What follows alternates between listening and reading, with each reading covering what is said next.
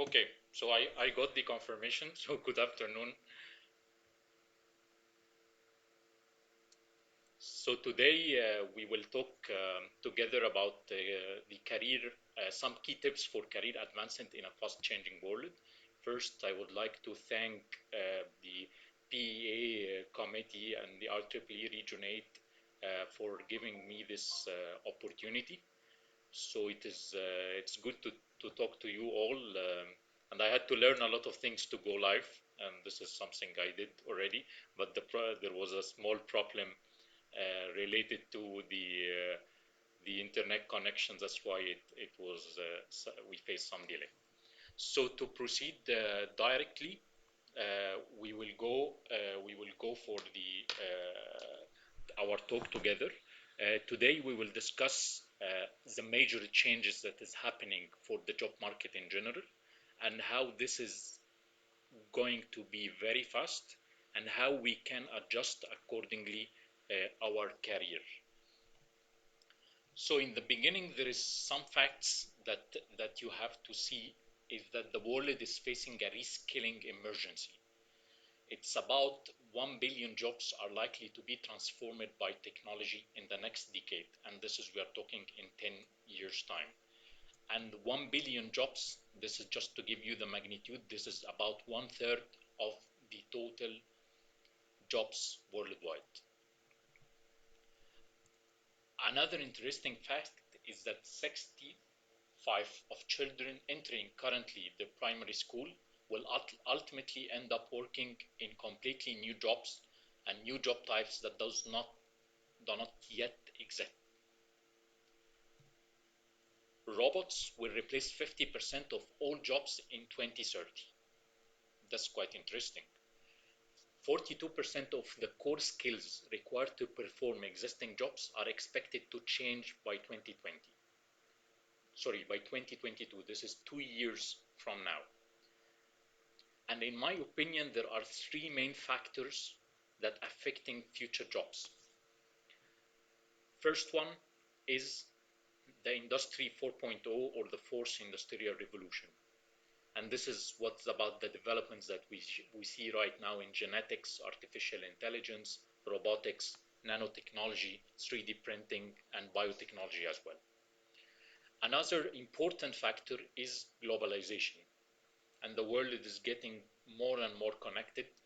The skillful workers and the talents are all over the world. You can hire anyone from any location and can work with you directly.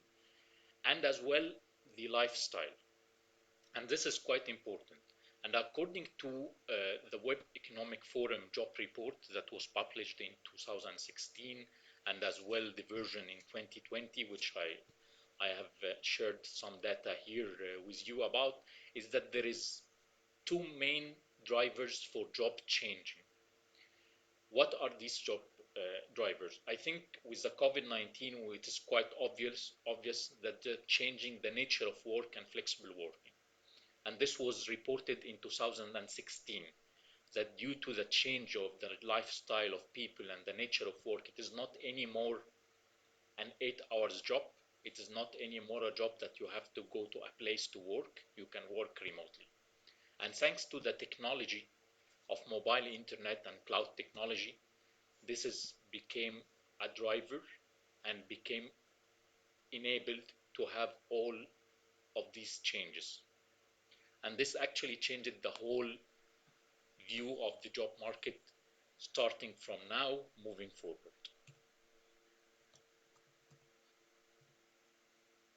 Let's talk about the changes, how it happened, and what is actually impacted. There is a lot of professional clusters that will have a growth in the rates of jobs in the coming years. And this is how you have to put in mind if you are considering to start your career, and we will talk about this, or that you are actually in your mid-career or your current job right now and you are thinking of change. So what are those clusters? First one is the care economy. Second one is the data and artificial intelligence. Third one is engineering and cloud computing. Fourth one is green economy. Then the fifth one is people and culture, followed by product development, sales, marketing, and content.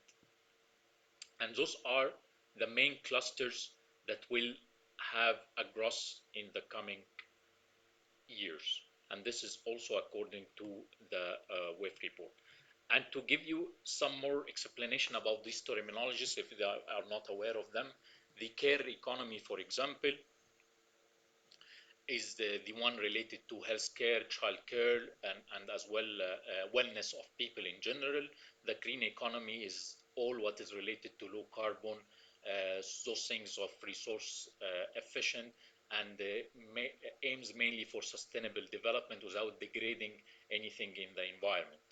So those are the main things. And to be more specific, the top three of them that will experience a growth rate of jobs is the data and AI, followed by the green economy and engineering and cloud computing. And this is actually will not impact only those direct companies or sectors that work on use those technologies and areas. It will impact the whole job market. And we are talking about an annual growth rate from 34% to 41%. So it's quite interesting. A lot of it changes, and we have to know all that the change is the only constant. Let's talk now about the career, your career. What is the career? The career is a sequence of work-related positions occupied by a person during a lifetime. A career plan is an individual choice, and I have to insist on individual choice of occupation and organization and career paths. And career development involves making decisions, and those decisions are personal decisions about an occupation and engaging in activities to attain career goals. So, let's explore more the lifetime of a career.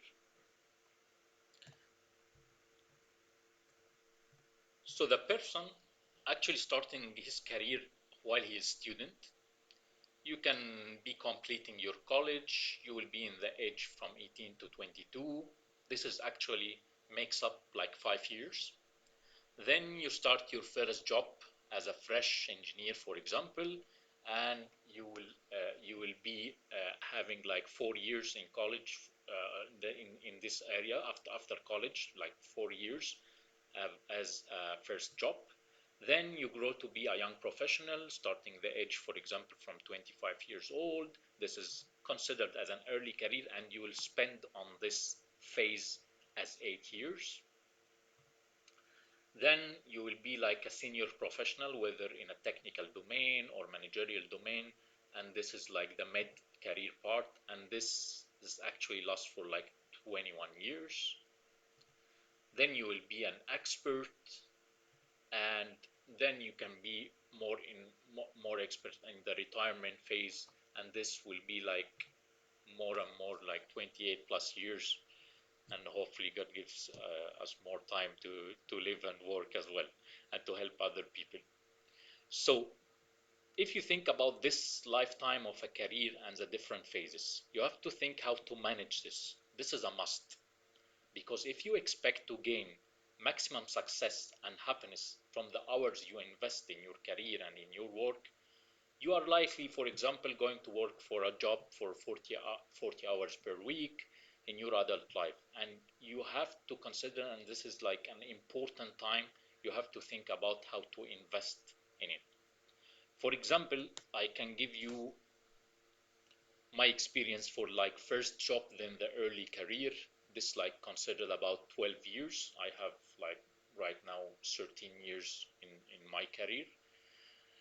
In those starting from four years, the first job, to 8 years, I was putting a plan, like a 3 years plan, where like the first year I put focus to learn and gain information. Second year is mainly to deliver and to do some achievements, and the third year to prepare for my next role. And this actually works quite well, and I think it is a good recipe for people who are starting their early career in corporations in general, or starting a job to put this in mind, that to have this 3 years plans in their early career. Now we are talking about experience of number of years. A lot of people like saying I have 5 years experience, 10 years experience, 40 years experience, and those type of things. This is just to give you the magnitude when can you get those years of experience. But consider something. When you are a student, do you consider that these are years of experience or not? This is an important question that you have to think about, because having 5 years as a student should add a lot to your personal experience and will help you in general moving forward. This is we will discuss more and more in the coming time. So when you think about the career phases, you have to do a checkpoint. I call it a career checkpoint. This why you do so, because it is about time, and time is a gift which is limited. So you need to do what is right, what is worthy, and what defines you. So in the checkpoint, you will ask yourself some questions. Am I happy? Is this my appropriate career? How can I improve? Is there foreseen potential to evolve? Am I wasting my time in my current job? Is that my passion? Should I ask others for feedback or not? And this is an important question. A lot of people like rely and ask themselves and don't ask others. And this is a mistake, because you need to consult, you need to understand more from other people's experience. So, and for sure, you have to assess fairly the feedback you receive from people. At the end, it's your call. Take the responsibility of your own decisions. And I have to tell you something, that a lot of things are going to happen that you cannot necessarily control at all in your career. But you can control what you do after those things would happen. For example, some people lost their jobs during the COVID-19 situation in the last, we can say, 6 months. A lot of people lost their jobs. It's not about the action that is out of their control. It's about what they will do after this action. So the main thing is you have to keep your head up, keep moving forward, stay positive, and work hard, because the job market is quite tough these days. Talking about career phases again, we think about what you should do in moving from a phase to another phase. What I should do. First things, you have to understand that if you are promoted up to the organization chart, and as long as you grow, that there will be a fewer jobs becomes available for you. It's not more, it's fewer. Although you gain your experience is getting more and more over years, from the places you work for, and things that you have like soft skills and hard skills as well, but the opportunities becomes fewer for you. So, however, you have to continue to grow skills and experience, and this should be a priority for you to obtain value and add value to your career as well. So think about each phase. Each phase you will gain different skill set. There is different level of experience, and there is different energy level as well. So decide wisely what you will do in each phase. Let's see some key things to do while moving forward from a phase to phase. For example, moving from student to a fresh engineer. What are the key things we should do?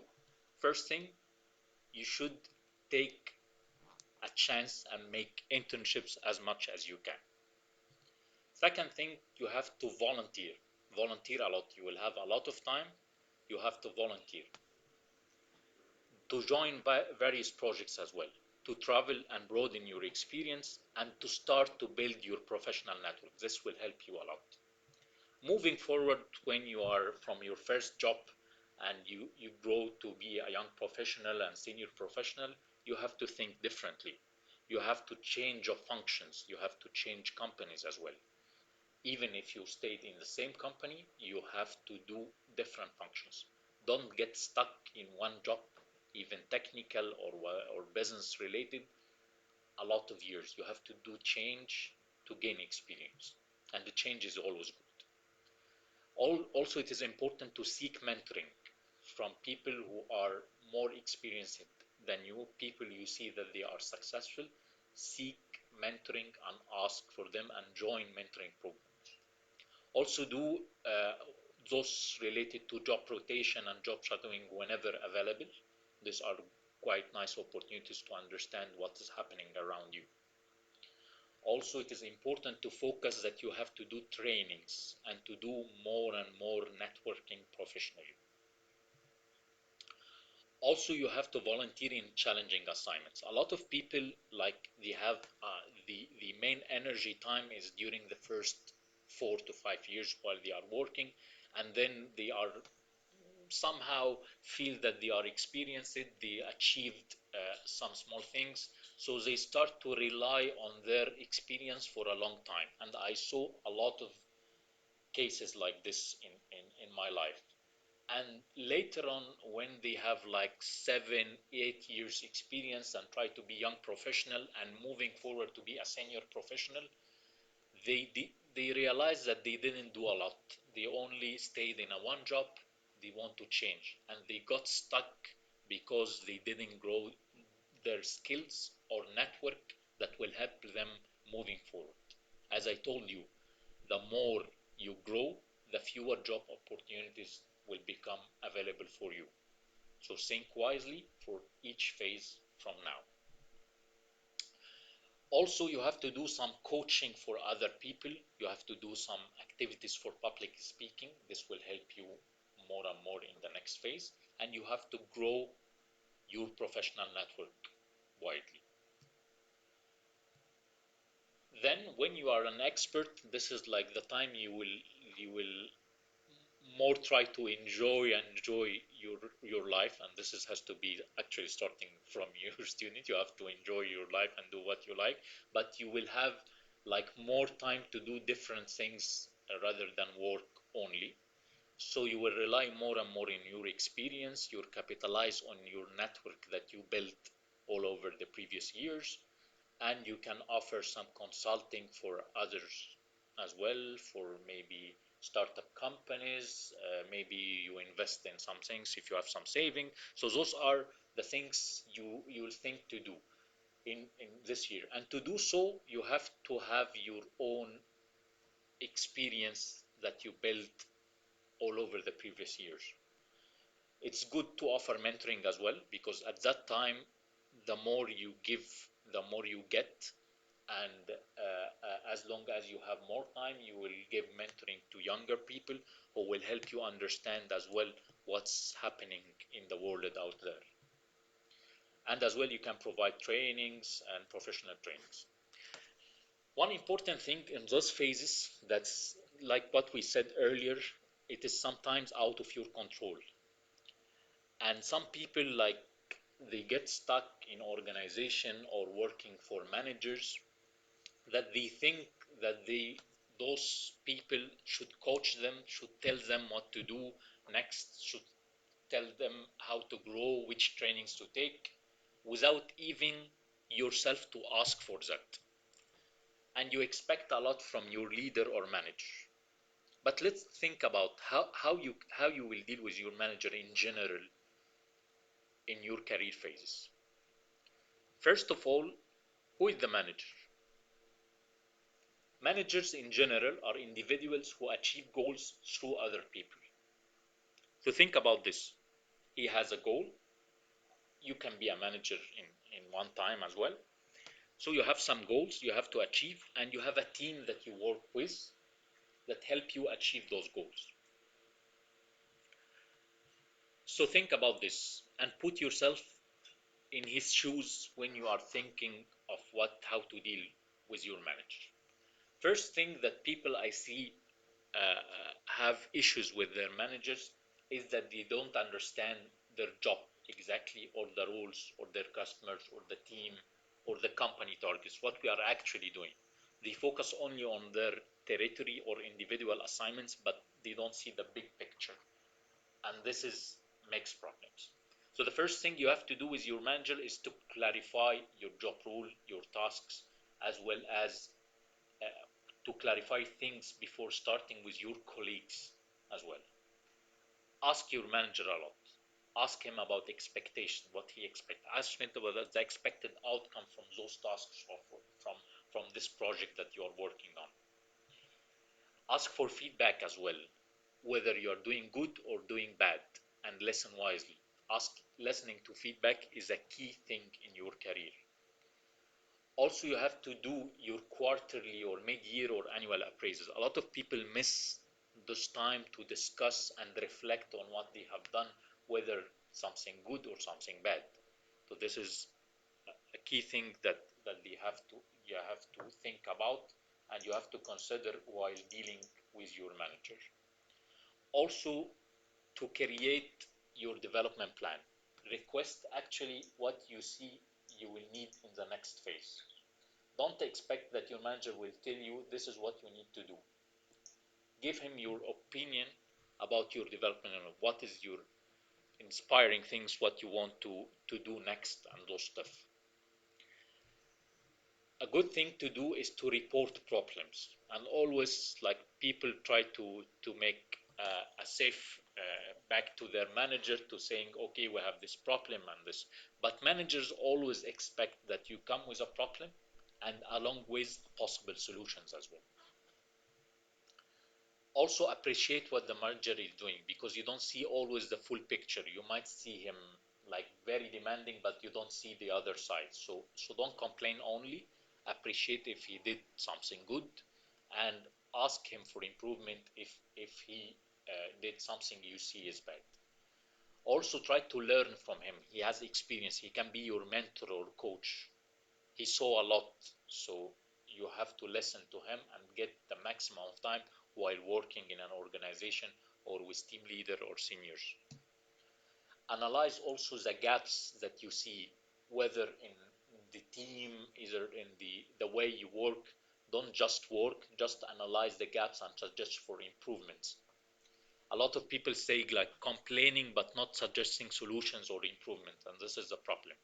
You have to put yourself in others' shoes to understand what is happening, and this is a key thing when you are dealing with any manager or any people moving forward. And I will talk later about some key skills that you have to keep moving forward in this fast changing job market. One important thing is to think about the daily work routine as well in your career, because you will spend a lot of time working, so there is a routine in the daily work. And this actually routine was quite different in the COVID-19 situation. I think a lot of people who are working right now in different sectors faced this change in the daily routine. The big thing that I learned is that you have to start early with a big smile. Every new day is a new start. You have to start early. List your daily tasks. This is very important. What you expect from this day and what you want to do in that day. Read emails by subject, and this is very important because a lot of people like start to reply to emails without reading the subject. They might be late in replying, and they reply on an all things. So seek to understand before just replying to show that you are there or you are connected or you are working. So read emails by subject, and this is very important. One key thing is to minimize as well phone calls and online meetings. You have to focus on what you do. A lot of people like their work is mainly or think that the work is about having calls, networking, and to do online meetings. This is not efficient and not good, and just a waste of time. So meetings are important, but with a target and with a limited time and with the right people inside this meeting. It's important to have always breaks, coffee and snacks. If you are in the office, you have to go for somehow eating, lunch, and network with other people, and not only the people you work with in your team. try to network with other people and other organizations to start to understand what they are doing. Assign time each day for self-development to learn a key thing. And this is very important, to assign time for self-development, because work never ends. But self-development is important to keep moving forward. Also dedicate some time to help others. A lot of people like saying, I'm busy, I will not help. Some people ask for help and they say, sorry, I'm busy, I have a lot of stuff. This is not the right attitude. The good thing to do is to dedicate some time to help others as well. Okay, what are the 10 key skills you need to keep forward? First one is the business acumen. You have to understand the sector and the way this industry that you are working in actually works. Why we do so. You have to understand what is related to business. If you are doing a technical job, a deep technical one, you have to understand the economy behind what you are doing and the business expected from the tasks that you are doing. Also, you have to manage ambiguity, because there is a lot of things that you will not know, and you have to manage to get to know them, either by utilizing your professional network that we ask it that you grow since your college time, or either by personal research online, that you have to have this skill. It's very important because there is a lot of things that you will not know, you don't know, and you have to consult other people to manage this type of ambiguity. Storytelling ability, and this is very important in terms of communication in general. You have to tell stories to people to relate, to understand, and this is something that is very key in in in the working environment in general. Verbal and non-verbal communication skills. This is very important, especially when working on face-to-face, and we'll give you some examples on that. Negotiation and persuasion, and this is not only for like salespeople or managers, this is for everyone. Even if you want to convince other team members or peers that you are working with, that the things that you did is the right one, you have to manage this by some negotiation skills. Also, when you are negotiating communication, you have to understand how to manage conflicts. This is a very important skill moving forward. Listening skills, and this is a key thing. You have to understand to listen to people, because a lot of people try to speak and not yani, for the sake to answer, not for the sake to understand and listen carefully. Also analytical skills, and this is very, very important, and this is something that you will use. As you know, we are actually living in the area of the big data in general, and there is a lot of information around, and there's a lot of things that you will see a lot of information, but you will not assess this information if they are valuable for you or not, unless you have some type of analytical skills to assess this. Also using productivity tools, and this is very important. Some people like don't invest time to understand how to use the productivity tools in general that they have, whether for example it is the simple Excel or PowerPoint or whatever, notes, or using even online meetings, or going to have a quick thing to do texting on mobile. This is some things that you actually daily you will use daily, and you don't want to invest time to learn them, and they will help you a lot. For example, I can tell you a lot of people have been asked to have, for example, reports or a presentation, a quick executive one that you need to do in a coming 2 to 3 hours. If you are not like fast enough on building those things and getting the right data and building them in a neat way quickly, you will invest like the 2 to 3 hours trying to just focus on reporting, just to make it in a right way or get the right detail. If you invest like 2 to 3 hours before in just understanding how to use the tool, this will help you a lot moving forward, especially in the tasks that are like short notice and urgent.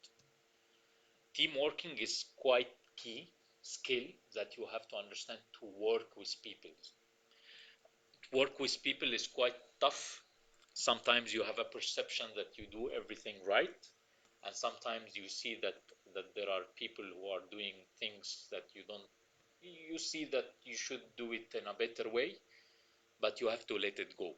So the way to manage those things within a team, you will use actually the other 9 skills to make an effective way of teamwork. I'll give you example for a business meeting, for example. A business meeting, you have to do main 2 things: to communicate and to collaborate with others. And this meeting has to be, for example, either face to face or phone call or via email. You can actually do a meeting like a small one, and then you record it via email. Then or you, to arrange this meeting, you have to do sending emails or doing text messages. The way also to communicate with others might be quickly right now will be not phone calls, like voice notes. Those things are people are trying to use as well. They are quick. And as well doing online meetings and conference calls, and this is the key trending thing in the COVID-19. And actually a lot of people like got stuck in the early time for online meetings, that they were not used to do online meeting with some different tools, and a lot of people now started to learn how to do online meetings, and this is quite important. But don't like be a fan of it, because it's like somehow it wastes a lot of time as well. Meeting minutes. This is something important. When you do a meeting, take your own notes. Also send in a digital way. This will be good. Also send those minutes quickly after your meeting, and this is a key thing when you do business meetings as well. Also in a way, when you use collaborative tools in some projects like Trello, Slack, Podio, those type of tools are also good tools to use, and you have to learn how to use them if you will start a project or work with other people as well. Reporting and data presentation is quite important thing when you do meetings. If you have your information and data handy to be presented, this is something that people actually respect, and it shows that you are somehow professional and prepared for meetings. Also, after finishing meetings or during, try to give and receive feedback as well, and this is important, and you will utilize all the 10 key skills when you do and conduct business meetings. And in general, the meetings, when you do business meetings and communicate with others, this is